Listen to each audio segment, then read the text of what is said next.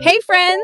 If you've ever wondered how people create those amazing AI avatars online, there's one thing most tutorials skip. And honestly, it's the most important part. Before you create an avatar, you need a reference image. Think of a reference image as the starting point for your character.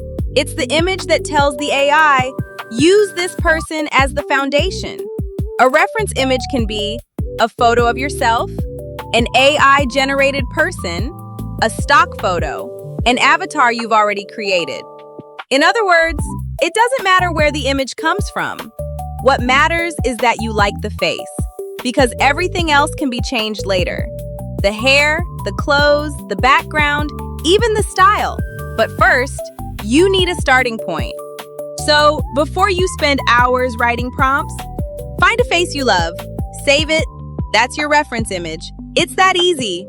And in my next video, I'll show you how to turn that image into your very first AI avatar. See you there!